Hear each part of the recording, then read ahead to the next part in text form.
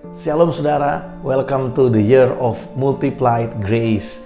Tahun di mana kita akan sama-sama belajar dan mengalami anugerah Allah yang berlimpah di dalam kehidupan kita.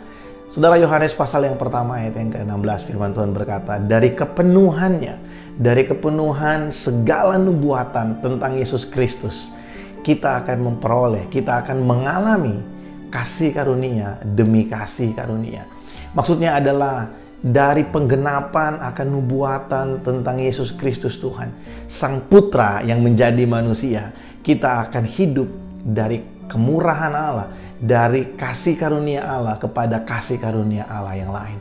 Ada satu kesinambungan yang terjadi dalam kehidupan kita oleh kasih karunia Allah.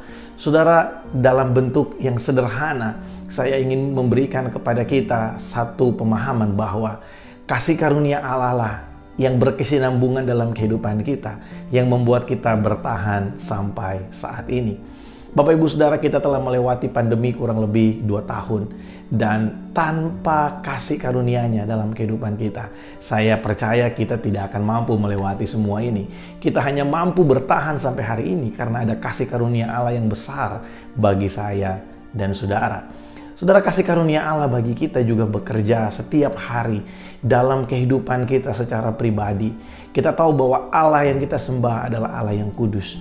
Allah yang kita sembah adalah Allah yang benci kepada dosa. Tapi kita juga tahu bahwa setiap hari kita seringkali jatuh dalam dosa. Kita masih melakukan hal-hal yang tidak berkenan di hadapan Allah. Tanpa kasih karunia Allah yang berkesinambungan dalam kehidupan kita, kita tidak mungkin mampu untuk bisa bangkit dari keterpurukan kita, bangkit dari rasa tertuduh kita, bangkit dari rasa bersalah kita, dan kita kembali menikmati kasih karunia Allah.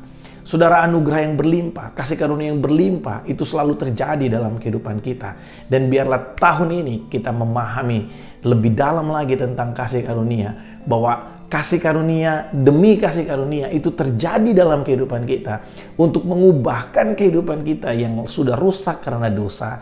Kasih karunia-Nya memampukan kita untuk kita belajar hari demi hari dari satu kesalahan pada kesalahan yang lain. Kita terus disempurnakan, kita terus diubahkan untuk kita semakin serupa dan segambar dengan Yesus Kristus Tuhan kita. Saya berdoa sepanjang tahun ini kita akan terus mengalami Tuhan, kita akan terus ada dalam perlindungan Tuhan. Saudara, tidak peduli seberapa panjang pandemi ini akan berlalu, pandemi ini akan berlangsung, tapi yang pasti Tuhan beserta dengan kita.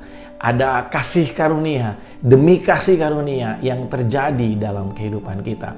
Kalau saudara melihat dalam terjemahan sederhana bahasa Indonesia, Yohanes pasal yang pertama ayat yang ke-16, di sana dikatakan, karena Yesus Kristus, kita boleh menikmati kebaikan hati Allah setiap hari. Wow, kita menikmati kebaikan hati Allah setiap hari dalam kehidupan kita. Tentunya kebaikan hati Allah yang kita alami itu akan membuat kita semakin diubahkan serupa dan segambar dengan pribadinya. Tuhan Yesus memberkati setiap kita. Tetap semangat saudara, tetap bergairah dengan Tuhan. God bless you all.